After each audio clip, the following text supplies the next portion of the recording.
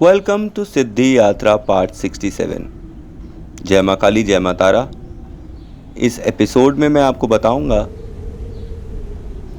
कि जब आप सिद्धि करते हैं और शक्ति जागृत हो जाती है, शक्ति मान लीजिए आ गई है आपके पास, तो घर में क्या क्या होना स्टार्ट हो जाएगा। शक्ति जो भी आएगी, जिसको भी आपने सिद्ध किया है, जो भी जागृत हो गई है, नंबर 1 काम, घर में लड़ाई स्टार्ट करवा देगी। है ना आश्चर्य की बात? घर में लड़ाई स्टार्ट हो जाएगी, आपके संबंध खट्टे होने लगेंगे। आप धीरे धीरे रियलाइज़ करेंगे कि आपने खाना खाना बंद कर दिया है, बहुत कम खाना खा रहे हैं और आप लगातार निरंतर तपस्या में लीन हैं। मान लीजिए आप काली सिद्धि कर रहे हैं, माता के ही नाम पर आप सिद्ध हो रहे हैं और माता की कोई योगिनी आपको पसंद कर लेती है, आपकी तपस्या से खुश हो जाती है और आ जाती है, तो वो ये देखेगी कि आप अपने रिश्तों में उसको कितना तवज्जो देते हैं। अगर आपने उसको कमतर आंका तो फिर वो आपके रिश्तों को तोड़ने लगेगी, आपके रिश्तों की ये कहें कि असली सूरत दिखाने लगेगी। जैसे जिस भाई को आप बहुत ही मानते हैं कि अरे हम दोनों तो सगे भाई हैं, एक ही खून है, एक ही रिश्ता है, उसका असली चेहरा दिखा देगी कि वो आपके पीठ पीछे आपके लिए षड्यंत्र पड्यंत्र रच रहा है, और ये बात आपको पता चल जाएगी। आपको आपके हर रिश्ते का चेहरा दिखाएगी कि जिस माँ की आप भक्ति करते हैं, जिस माँ की बात कभी आप टालते नहीं हैं, वो आपकी बढ़ती हुई संपत्ति को देखकर इसलिए शोकग्रस्त है कि उसका छोटा बेटा नहीं बढ़ रहा है। उस पिता को जिसको आपने कर्ज से उभारा, उसको भी आप देखेंगे कि वो भी आपके साथ षड्यंत्र पड्यंत्र रच रहा है कि इसने साले ने बहुत कमा लिया है, बहुत पैसा आ गया इसके पास। उस बीवी को भी जिसके लिए आप सब दौड़ दौड़ कर रहे हैं, अच्छे होटलों में ले जा रहे हैं, खाना पीना कपड़ा लत्ता, किसी चीज़ की कमी नहीं होने दे रहे हैं, उसको भी फाइंड करेंगे कि वो भी आप में ऐब ही ढूंढ रही है। भाई आप कोई अंबानी थोड़ी नहीं है, आपसे ऊपर एक ज़रूर है। अगर हम इतने ही भाग्यशाली होते तो अंबानी के घर पैदा होते, क्यों अपने यहाँ पैदा हुए, अपने पिताजी के यहाँ। जैसा हमने कर्म किया वैसे ही कार्मिक शरीर मिला हमको, और कर्म हमें अपना कर कर जाना है। अगर हम इस शरीर से बंधन मुक्त हो जाते हैं तो कोई बुरी बात नहीं है। आप देखेंगे कि जिन बच्चों के लिए आप दौड़ भाग कर रहे हैं, उन्होंने भी आपको एक समय त्याग दिया है। अंत में आपके पास कौन रह जाएगा? केवल वो शक्ति रह जाएगी और सिद्धि, जिसके थ्रू आप सब कुछ जानकर भी कुछ नहीं कर सकते हैं। आप फ्यूचर नहीं बदल सकते हैं, आप चाहे कितना भी ध्यान कर लीजिए, कुछ कर लीजिए, लेकिन आप फ्यूचर नहीं बदल सकते हैं किसी का भी। जिसके भाग्य में राजा बनना लिखा है वो राजा बनेगा, जिसके भाग्य में रंक बनना लिखा है वो रंक बनेगा। पर वो कितना बड़ा रंक बनेगा और कितना बड़ा राजा बनेगा, ये उसके पुरुषार्थ, उसके कर्म, उसके चाप डिसाइड कर देंगे। आप एक बात जान लीजिए कि जीवन में कर्म से बड़ा कोई भी चीज़ नहीं है। अगर आपने बबूल का पेड़ बोया है तो आपको बबूल ही मिलेगा, और सेब का पेड़ बोया है तो सेब ही मिलेगा। कई बार ये होता है कि पेड़ आपके होते हैं, फल कोई और लेकर भाग रहा होता है, पर ये कितने दिन होगा?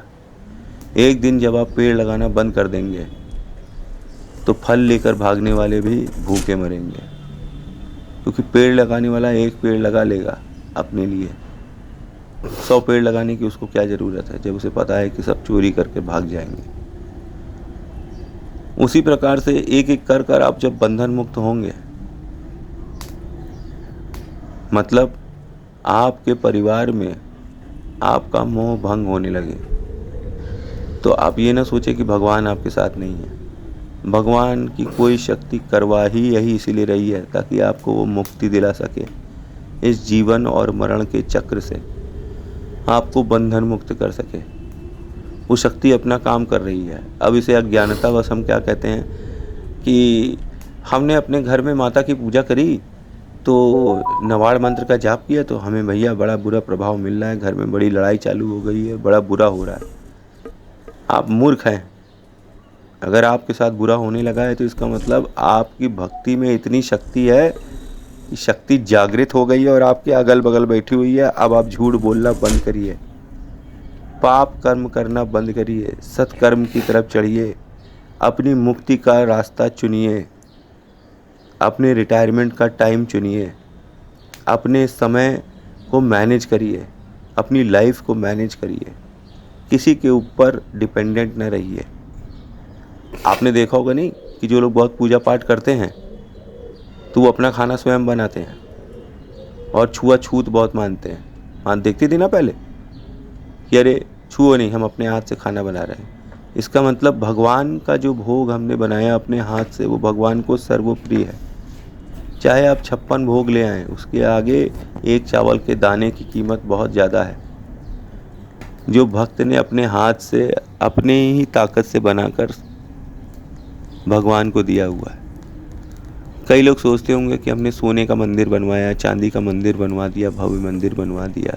अच्छा है आपने बनवा दिया, पर अगर कोई मंदिर आपने अपने हाथ से बनाया है, अपने हाथ से सजाया है, उसकी कीमत किसी भी मंदिर से ज़्यादा होगी। ये मैं आपको लिख के देता हूँ। सिद्धपीठ क्या है?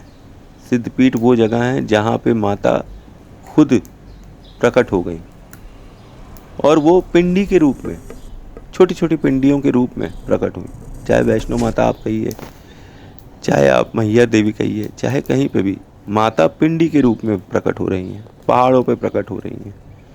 वो पहाड़ पर क्यों चली जाती हैं?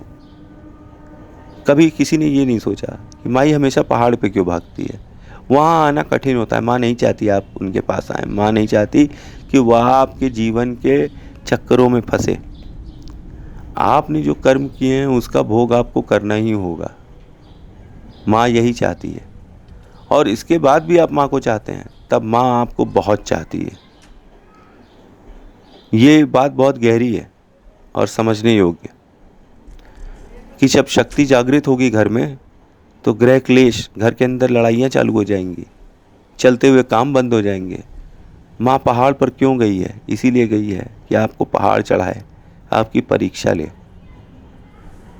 कैसा भी टाइम हो, अच्छा हो बुरा हो, अगर जो आदमी माँ का ध्यान हमेशा करता रहता है, मुस्कुराता रहता है, उसकी दिव्य दृष्टि बिना 7 चक्रों के जाप के भी खुल जाएगी। उसका आज्ञा चक्र अपने आप खुल जाएगा। लाइफ में उसको कभी भी ये नहीं होगा कि कोई चीज़ अचानक से मिल गई। हर चीज़ के लिए वो तैयार है, क्योंकि जो ईश्वर से मिल लिया है वो तो बंधन मुक्त हो गया है। अब उसके लिए काम, क्रोध, मोह, माया कोई चीज़ रह नहीं जाती। सभी प्रकार के ऋणों से वो मुक्त होता है, तभी तो वो ब्रह्म में शामिल हो जाता है। तो शक्ति जागृत होने पर आपके घर में धन की वर्षा होगी। ऐसा कहने वालों के घर में धन की वर्षा क्यों नहीं हो रही है, ये आपने कभी नहीं सोचा। वो अपने घर में दुखी ही रहेगा, क्योंकि उसे भगवान ले जाना चाहते हैं अपने साथ, अपने में समा लेना चाहते हैं, उसकी आत्मा को शुद्ध कर देना चाहते हैं।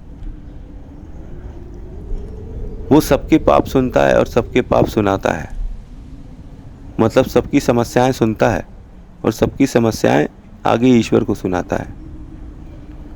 ईश्वर ने उसको ये कान दे दिए हैं कि वो दूसरों की समस्याओं को सुनकर उनका हल ईश्वर से मांगे। इसके एवज में उसको केवल और केवल क्या मिलेगा? वरदान। कितनी ऐसी कहानियां हैं और कितने ऐसे विषय हैं समाज में जिनको सुनने के बाद, जिनको देखने के बाद ध्यान में आप व्यथित हो जाएंगे कि अरे ये क्या हो रहा है, ये क्या हो रहा है। जो बार बार दुख आपको मिलता है, ये पीड़ा असहनीय होती है। इवन आप अपने बारे में भी जानते रहेंगे कि अब ये होगा, अब ये होगा, अब ये होगा, और जानने के बावजूद भी आप उसको चेंज नहीं कर पाते हैं। बस उसका आघात जो है वो कम कर सकते हैं, इससे ज़्यादा आप कुछ भी नहीं कर सकते हैं। तो जब शक्ति जागृत हो और आपके घर में गृह क्लेश होने लगे, प्रॉब्लम्स आने लगे, तो इसका मतलब शक्ति आपको बहुत पसंद करती है। अब आप भगवान को चुन लीजिए या इंसान को चुन लीजिए, ये चॉइस वो आपको देता है। अब लोग कहते हैं कि नहीं, हमारी तो चॉइस ये है कि हमको इतना रुपया मिल जाए, इससे शादी हो जाए, ये हमारा चेक रुका हुआ है वो चेक मिल जाए, हमारा वो प्रोजेक्ट मिलने वाला है वो प्रोजेक्ट मिल जाए, एक अच्छी जॉब मिल जाए, मैं रियल एस्टेट का काम करूं कि नहीं करूं कि क्या करूं। आप पुरुषार्थ करिए, जो चीज़ में आपको सबसे ज़्यादा मज़ा आता है वो करिए, ताकि उससे आपको धन भी अर्जित हो और आपको मज़ा भी आए। काम एक मज़े की तरह होना चाहिए, ना कि सज़ा की तरह। पर हम में से आधे से ज़्यादा लोग बदकिस्मती से ये काम करते हैं जो हमारी सज़ा है, इसीलिए हम इंजॉय नहीं कर पाते। जीवन में अपने आप को इतना उठा लीजिए कि आप वो काम करिए जिससे आपको धन भी मिले और मज़ा भी आए। आप ध्यान करते हैं तो ध्यान करिए, मेडिटेशन सेंटर खोलिए, पहले खुद मेडिटेशन सीखिए, करिए वर्षों तक, ताकि आपका माहौल न उड़े। एक्टिंग करने वाला आदमी एक दिन पकड़ जाता है, इसलिए एक्टिंग कर कर लोगों को बेवकूफ़ मत बनाइए। ध्यान करिए, ध्यान सीखिए, फिर आपको समझ में आ जाएगा कि आपका जन्म किस लिए हुआ है और क्यों हुआ है, और जो शक्ति आपने ध्यान से जागृत कर ली है वो आपको आपके कर्तव्यों से कैसे फ्री कर रही है, कैसे आपके कर्मों से आपको निजात दिला रही है। क्योंकि एकांत में बैठा आदमी जिसको कुछ नहीं चाहिए, उसको ना आप मार सकते हैं ना तोड़ सकते हैं, उसके आगे लोग केवल नतमस्तक हो जाते हैं, और होएं चाहे ना होएं उसको कभी कोई फ़र्क नहीं पड़ता।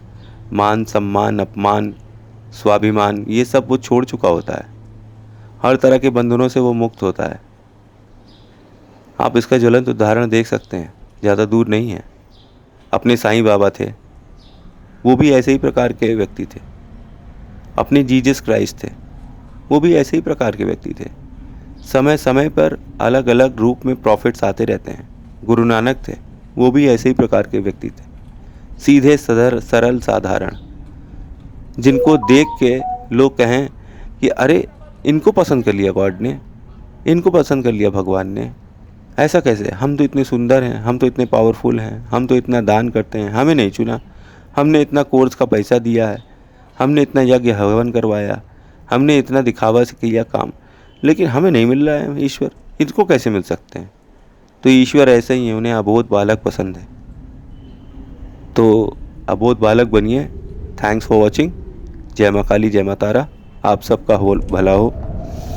अगले एपिसोड में मिलते हैं। Thank you.